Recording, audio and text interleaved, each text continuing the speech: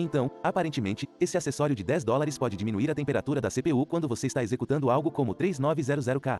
Na verdade, existem dois, algo para o socket AM5 também. Vamos falar sobre isso, vamos ver como funciona e se funciona. Mas uma coisa com certeza funciona, o segmento patrocinado.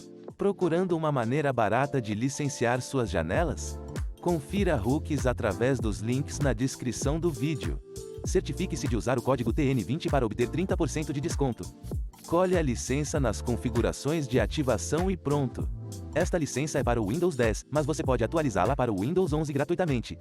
Eles também oferecem licença do Microsoft Office 19, use o mesmo código TN20 para obter 30% de desconto. Confira hooks.com na descrição do vídeo abaixo. Então, antes de tudo, vou fazer alguns testes de antemão. Tudo bem, então o que montamos aqui é um pouco como uma bancada de teste. É a mesma configuração de bancada de teste que usamos para testar o resfriamento a ar, o que fizemos lá. Mas também o mesmo que usamos para o teste de CPU para, você sabe, 13ª geração, 12ª geração. Só falta a GPU, não tenho a GPU ligada, tudo o resto é igual. O cooler que tenho aqui é o Fantex Glacier One de 360mm. Mas temos 3 ventiladores Fantex T30. Então, basicamente, estamos colocando o máximo de ar possível. Eu também tenho um medidor de temperatura a 24,3 graus na sala aqui. Fiz cerca de 5 execuções do Cinebench R23 novamente. Portanto, não estamos completamente frios aqui. E a maneira como isso é configurado é que os ventiladores irão soprar através do radiador para os VRMS e o cooler. Portanto, os VRMS são quentes, não são frios. E vamos fazer um único teste, vamos ver o que acontece. Como você pode ver, boom, estamos regulando a temperatura instantaneamente. Estamos fazendo 5,4 aproximadamente em torno de todos os núcleos P. Portanto, não 5,5, não podemos mantê-lo por algum motivo. Estamos empurrando cerca de 320 watts ou algo assim do socket. 40.040. Vamos fazer isso mais uma vez, vamos ver o que acontece. Imediatamente, cerca de 85 núcleos P médios são bastante altos. 40.000. Portanto, antes de fazermos o teste para realmente fazer a leitura, apenas para mostrar que o Turbo Boost e o Turbo Power Max são ilimitados. Portanto, os limites de PL1 e PL2 são ilimitados.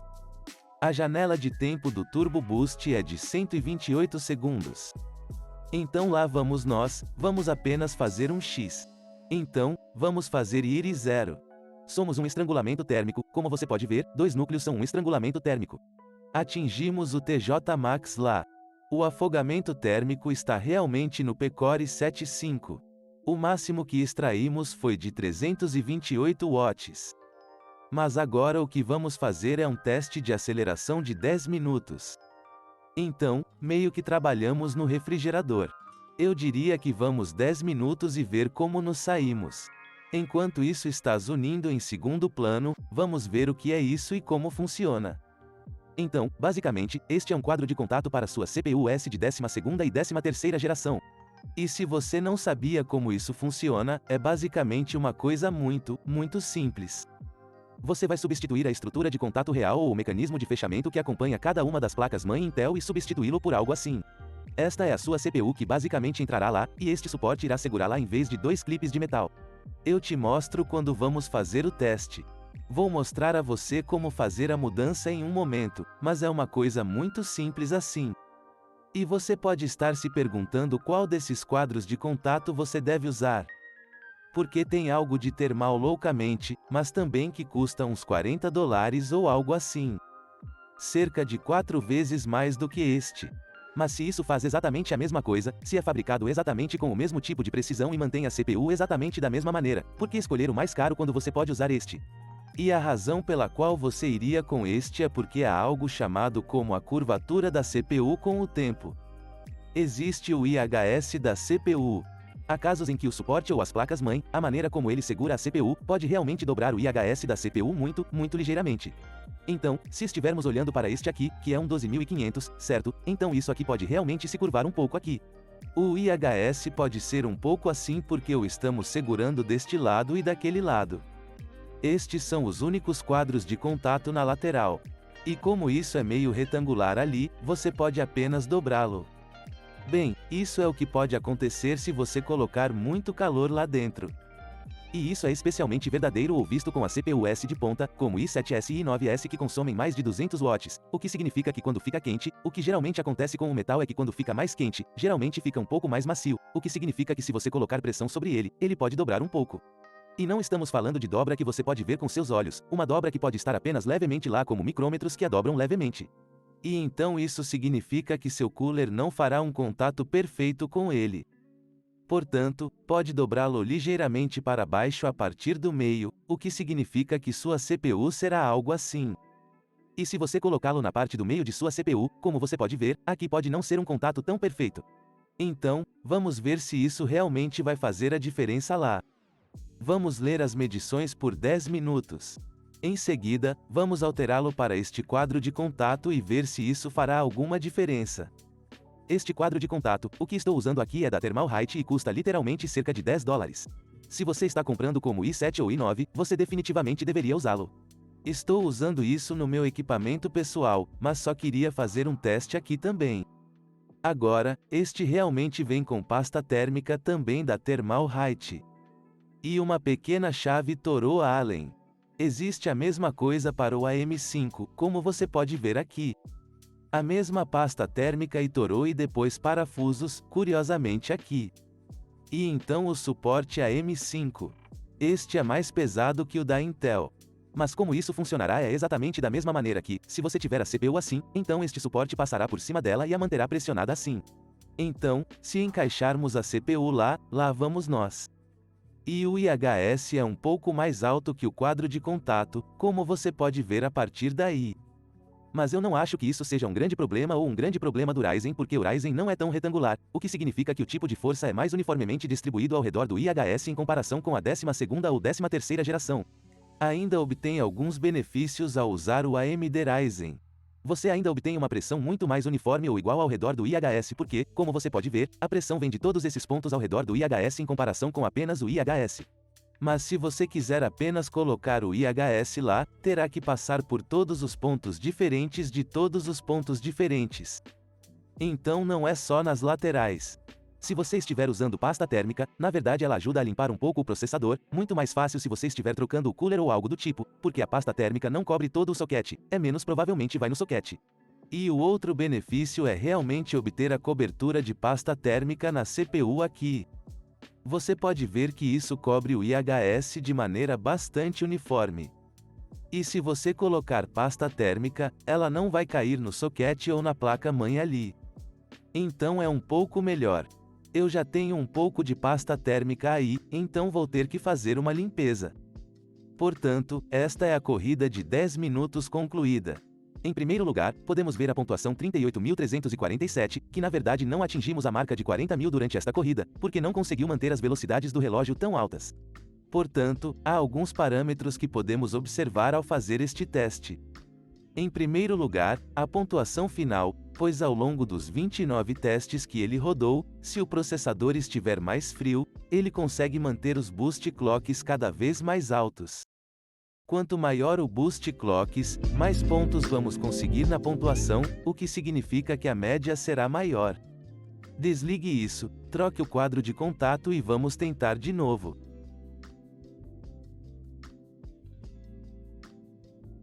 Assim, você pode usar a chave Toro e depois usar esses 4 parafusos aqui. 1, 2, 3, 4 ao redor para puxar o soquete já lá fora.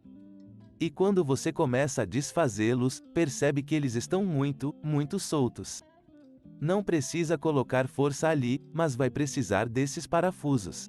Ok. Porque você vai usar os mesmos parafusos. Estou apenas surpreso com o quão soltos eles são. Agora, cuidado com a moldura de contato, porque você pode ter pasta térmica em volta dela também. Deixe o soquete da CPU lá porque isso realmente protegerá seu soquete. Vou apenas limpar um pouco da pasta térmica da CPU. E então você vai pegar a moldura de contato e há uma pequena seta naquele lado da moldura de contato. E isso vai do mesmo lado da seta da CPU. Portanto, há uma seta da CPU ali. Coloque tudo ao redor, coloque assim. E agora você pode ver que vamos fazer contato ao redor da CPU. E vamos colocá-lo para baixo muito uniformemente.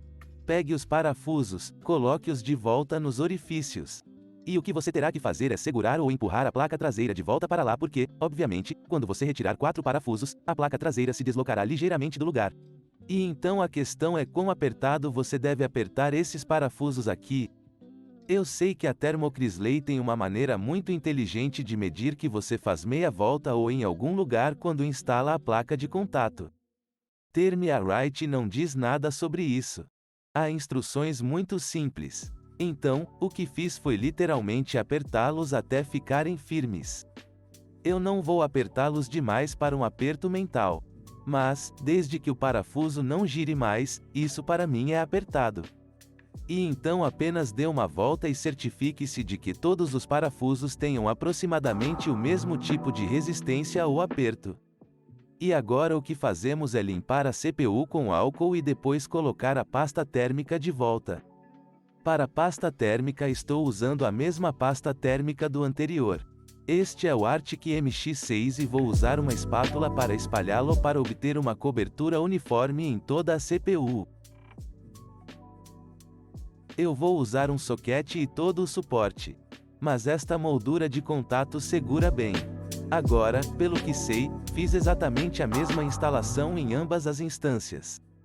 A aplicação da pasta térmica é a mesma possível. Eu espalhei por aí. Então, eu esperaria que qualquer um que fizesse isso teria resultados semelhantes em qualquer um deles. Agora você pode obter resultados provavelmente ainda mais próximos usando um robô e usando isso. Mas vindo de alguém que é apenas um caixote e quer saber se isso funciona ou não, acho que essa é uma representação bastante precisa de ambos.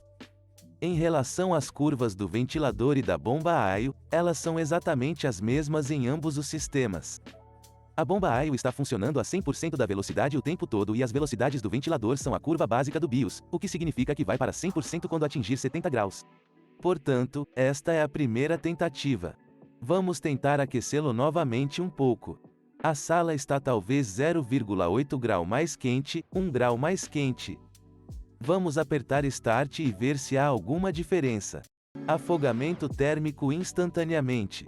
Obteve 40.270 pontos, o que é muito semelhante ao que obtivemos anteriormente. 330 watts, algo assim da tomada.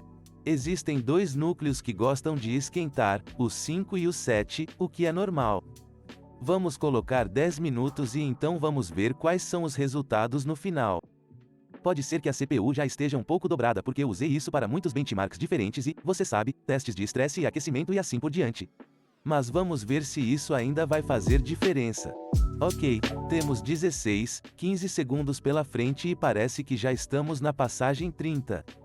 Portanto, fizemos uma passagem a mais do que fizemos anteriormente, o que é muito interessante. Parece que estamos obtendo pontuações mais altas do que antes. Vou fazer uma captura de tela agora. A temperatura média para a corrida no Banco da Cidade é de cerca de 38.000 pontos. Está um pouco mais alto do que antes. 38.000 pontos e 40.000 pontos antes e depois. Isso é muito interessante. Em termos de tempo que medimos, há 14 segundos extras a mais quando a chuva de contato estava ligada, porque conseguimos completar um ciclo extra de corrida no Banco da Cidade por causa disso. Então, aqui estamos olhando para as temperaturas médias à direita. Temos antes do quadro de contato e à esquerda temos depois do quadro de contato. Em primeiro lugar, após o quadro de contato, o pacote máximo de CPU foi alguns watts maior, 330 watts. E a potência média também foi maior em 306 watts em comparação com 298 watts. Portanto, conseguimos extrair mais potência porque ajuda a mantê-lo um pouco mais frio, o que é, novamente, interessante. O pacote da CPU foi maior, na verdade, após o quadro de contato, que é de 102 graus e 101 graus antes do quadro de contrato. A propósito, potência do pacote da CPU, essa temperatura lê todos os sensores da CPU. Há muitos deles. Este é o valor mais alto de qualquer um dos sensores. Isso poderia ter sido o iGPU. Isso pode ter sido o cache. Pode ser qualquer um dos sensores ali. Qual é a temperatura? Era 102. Era mais alto, 1 grau. E assim foi a média um pouco mais alta lá. Quando olhamos para as temperaturas da CPU, elas são praticamente as mesmas. Tem sido 83 e 83 em ambos. O encapsulamento da CPU era um pouco mais alto com o quadro de contato. Minin era quase o mesmo aqui.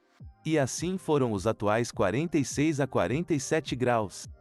Mas agora o interessante vem aqui quando estamos olhando para as velocidades médias de clock.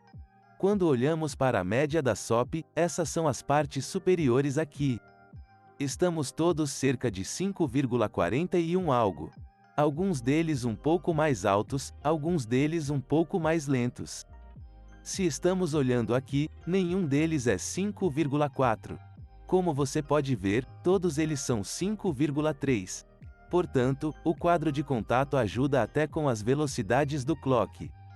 E lembre-se de que tínhamos um grau de vantagem sem o quadro de contato. Porque a sala estava mais fria e talvez as coisas não estivessem tão quentes. Portanto, o quadro de contato teve desvantagem lá. Mas conseguiu manter velocidades de clock mais altas ao longo de 10 minutos. Você pode ver que a média de todos eles foi de 4,66 em comparação com 4,62, o que não é tanto. Mas quando você está olhando para as frequências SOP, é aí que está a grande diferença. Mais alto, mais alto, mais alto. Ok, o iCore 20 foi um pouco mais lento.